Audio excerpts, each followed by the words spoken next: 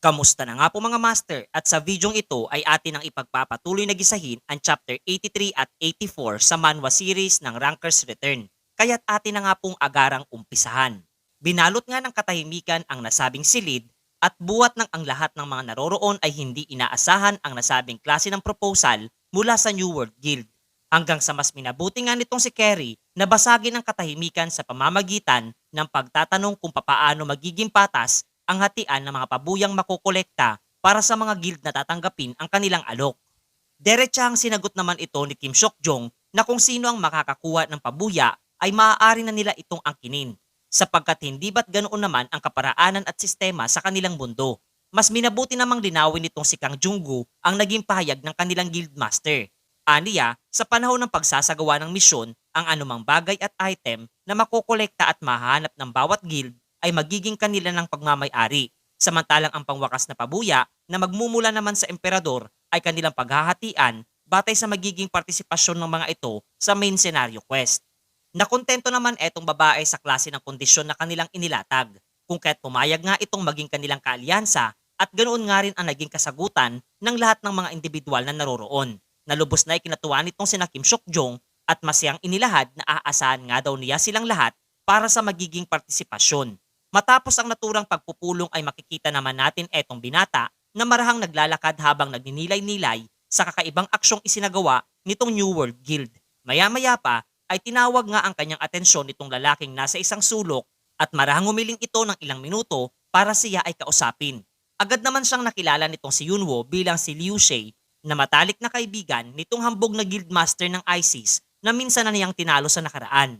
Natanong nga niya ito kung naroroon siya upang ipagiganti etong incheck na kanyang tinalo, na agad naman itong sinagot na wala siyang paki para sa nasabing pangyayari, buhat ng isa itong malaking pagkakamali ng kanyang kaibigan at mas minabuting humingi na lamang ng paumanhin.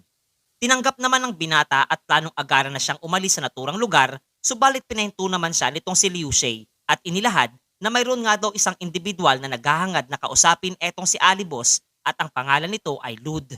Paliwanag pa nga nito na ang nasabing lalaki ay ang siyang tumatayong direktor ng Adidas Asian Branch. Mas minabuti namang ihayag nitong si Alibos na kasalukuyang ang kanyang management company ay ang Nike, na tinugon naman itong incheck na alam niya ang bagay na iyon. Subalit sadyang nais nga lamang di umano siyang makausap nitong si Lud at naghahangad ng petsa kung kailan sila maaaring magkita ng nasabing individual. Kaya't mas mainam na sumang-ayon na lamang daw etong binata sa kahilingan niyang isinaad. Aminado naman etong ating pangunahing tauhan na walang mawawala sa kaniya kung sakali mang makausap niya etong sinasabing si Lud, subalit tila ba naiibahan siya sa kaparaanan ng pagsasalita nitong si Luchay, sapagkat salip nga daw na kahilingan ang kanyang pakay ay nagmumukha itong isang kautusan para sa kanya. Pasimpleng ang sinagot niya itong inchik nang ibig sabihin daw ba niya ay naroroon etong nasabing manlalaro bilang isang tuta na sumusunod sa kautusan nitong manager ng Adidas na sadyang ikinabigla nitong marinig. Binigyang diin pa nga niya na sa totoo lamang ay wala siyang anumang obligasyon upang pakinggan siya. Kaya't kung nagpapayag nga daw etong si Liu Shay ng kahilingan, ay dapat gawin niya ito na may kasamang paggalang, kasabay ng seryosong pagtatanong kung ito nga daw ba ay isang kahilingan o kautusan para sa kanya. Sadyang naiinis na nga etong incheck na manlalaro mula sa provokasyon nitong si Alibos, ngunit mas minabuti pa rin niyang isang tabi ang kanyang emosyon at muling hiniling na pumayag etong binata sa kanyang kahilingan habang nakayuko. Napangiti naman etong si Yunwo sa aksyon nitong manlalaro na nasa kanyang harapan at masayang sumang-ayon sa kanyang kahilingan. Buhat ng sino nga daw ba siya para tumanggi kung ang isang bantog na manlalaro ay nagmamakaawa para sa kanya. Naglakad na nga siya papalayo kay Liu Shay habang inilalahad na ipagbigay alam na nga lamang daw nitong inchik na manlalaro ang petsa matapos ang kanilang isasagawang main scenario quest. Sa aksyon nga nitong si Yunwo ay literal na natapakan, ang pride mayroon etong si Liu Shay at seryosong nagbanta na pagbabayarin niya ng malaki balang araw etong si Alibos matapos ang kahiyan nitong ipinalasap para sa kanya. Pagkaraan nito ay ipinakita sa atin ang isang kakaibang nilalang na may hila-hilang karwahe na patungo sa loob ng isang portal. Gayon din ang napakaraming bilang ng mga kabalyero at ng mga manlalaro. Naroroon nga din etong si Alibos na kasalukuyang nagsasagawa na ng kanyang pagla-livestream at masayang inilalahad para sa kanyang mga manonood na sa ngayon nga daw ay sisimulan na nila ang pag-atake sa pinakakuta ng rebelyon na siyang parte ng main scenario quest. Bagya nga siyang napatingin sa kanyang inbox at napuna ang mensahe nitong si Sunny tungkol sa landas na kinakailangan niyang tahakin ng palihim. Ang kaniyang kakatwang pagkilos ay hindi nga nakaligtas sa mga manonood at iniisip na malamang ang mensaheng ito ay nagmula sa chicks nitong si Alibos. Natahasan naman itong itinanggi. Pilit nga niyang binabago ang kanilang talakayan sa pagla-livestream dahil ayaw niyang malaman ng mga ito ang tungkol sa pagsusupply sa kanya nitong si Sunny ng mga impormasyon sa main scenario quest na posibleng maglagay sa naturang manlalaro sa isang napakadelikadong sitwasyon. Sakto naman nagmensahe sa kanya etong si Ket na siyang ginamit nitong si Alibos na palusot at ipinakita sa mga manonood na nag-aalok ito sa kanya na sumama sa Pioneers Guild sa pagsasagawa ng misyon sa main scenario quest. Magalang naman siyang tinanggihan nitong si Yunwo na sadyang ikinalungkot nitong si Ket na mapag-alaman. Ipinakita nga din sa atin ang katanungan ng system para sa binata kung ninanais niyang simulan na ang pagsalakay sa kuta nitong mga rebelde na agad namang kinumpirma niya. Pagpasok nga niya sa portal ay labis siyang namangha buwat ng naiibang araw ang klase ng kapaligiran na nasa loob nitong dungeon. Napuna nga rin niya ang isang fortress mula sa di kalayuan at nauunawaang ito marahil ang pinakakuta ng mga rebelde. Maya-maya ay naguluhan nga siya at napatingin sa kalangitan. Nakasalukuyang nagpapakita ng kakaibang pangyayari. Nagulat nga din siya sa biglang paglitaw ng isang dambuhalang golem at mula sa kanyang itaas na bahagi ay naroroon etong archmage na si Serped na naghahanda ngang magpakawala ng isang napakalakas na spell. Nakangitingan nitong nasambit na ang pinakamagandang pabungad na pagbati na maaari nilang ibigay para sa mga rebelde ay ang paggamit ng malakas na mahika at pagsabog. Ang pagkilos nga nitong archmage ay nakikita rin nitong ibang mga manlalarong naroroon na naghahanda na sa kanilang mga dapat isagawa. Ngunit sa halip na mapahanga etong binata sa ginawa nitong si Serped, ay labis pa nga itong nadismaya at seryosong nawika na huwag nga raw sabihin na ganito lamang kadaling matatapos ang main scenario quest buwat ng isang napakalaking asteroid nga ang nilikha nitong si Serped na kasalukuyang bumabagsak na patungo sa fortress nitong mga rebelde at agad gumawa ng isang napakalakas na pagsabog mga master. Literal na gumawa nga ng isang napakalakas na pagsabog ang pinakawalang spell na nilikha nitong si Serped, subalit natigilan nga siya noong mahawi ang makapal na usok at masilayang pinalilibutan ito ng isang napakalakas at malawak na barrier na hindi niya sadyang inaasahan.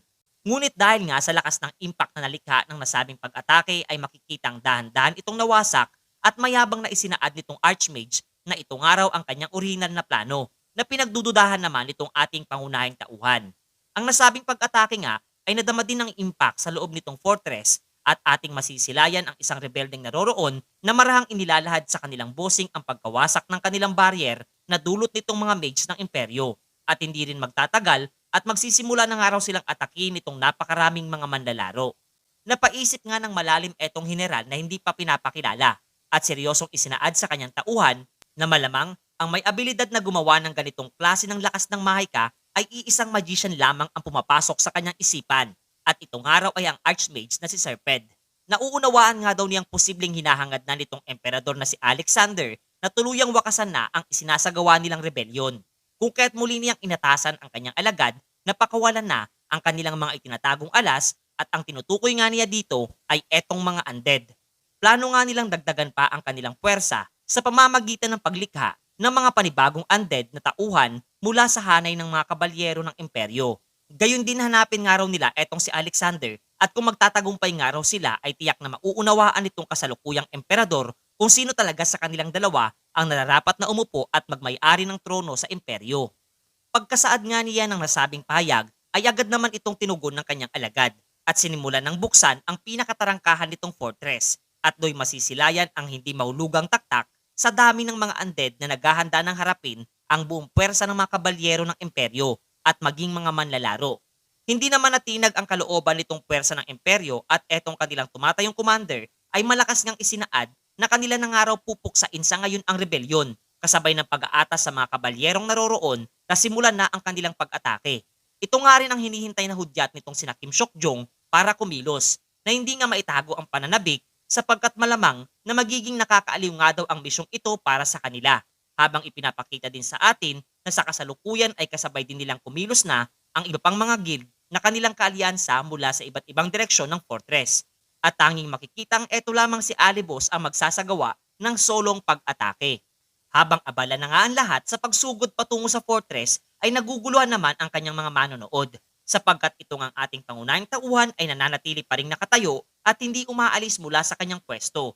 Ngunit nung natiyak na nga nitong binata na wala ng sino man ang naroroon pa, ay napangiti nga siya kasabay na tinahak ang isang partikular na direksyon.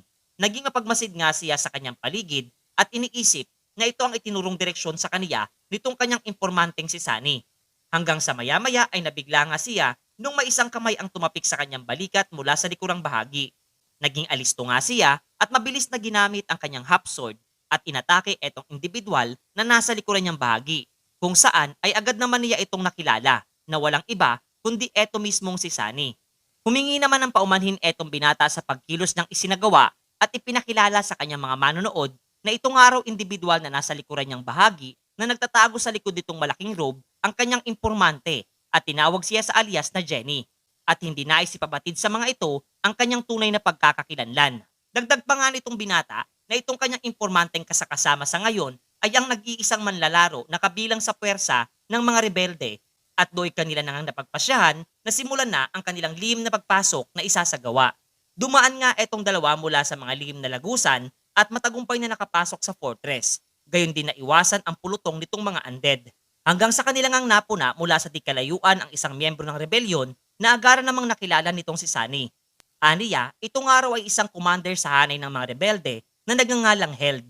Dagdag pa nga ni Sunny na sa Alkil nga daw ay kilala ito sa bansag na Dark Knight at mahilig ding magsagawa ng misyon ng mag-isa na naaakmang makaharap nitong si Alibos sa isang duelo.